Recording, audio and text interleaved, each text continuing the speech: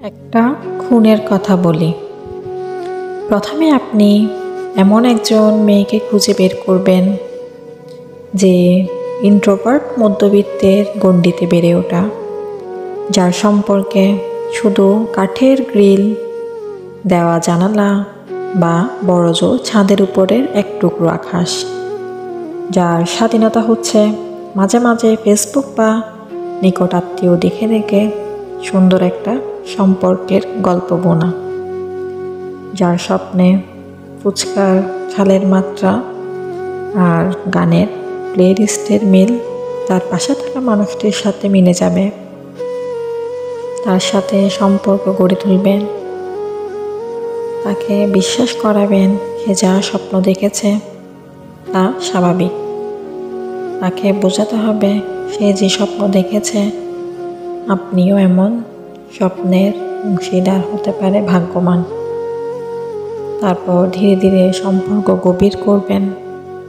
যখন মেয়েটি আপনার সাথে জড়িয়ে যাবে তখন তাকে ধীরে ধীরে তাকে শেখাবেন অকারণে যার তার সাথে কথা বলা যাবে না, সে মেনে নিবে।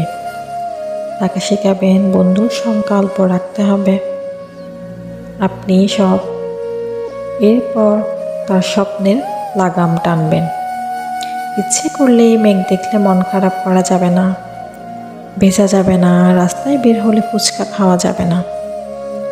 আপাকে দাঁড় করিয়ে রেখে রাস্তায় হাঁটার সময় তার পোশাকের দিকে মানুষ কেমন করে তাকাচ্ছে তা দেখাতে ভুলবেন না। আপনার চোখে তার ভুলগুলো বারবার ধরিয়ে দিতে ভুলবেন না। ভুলে যাচ্ছেন কেন? আপনাকে একটা খুনির কথা বলছি। কঠোর হতে হবে আপনাকে। তার দেখা স্বপ্নে লাগাম টানতে হবে, তার আকাশ দেখার ভঙ্গিমা বদলাতে হবে। এভাবে মেয়েটি ধীরে ধীরে ডানা ঝাপটাতে থাকবে। ছোটবেলা থেকে স্বপ্নের লাগাম টানতে টানতে যে আধা মরা তাকে আপনি এখন সম্পূর্ণভাবে মেরেছেন। আপনি সফল, অভিনন্দন আপনাকে।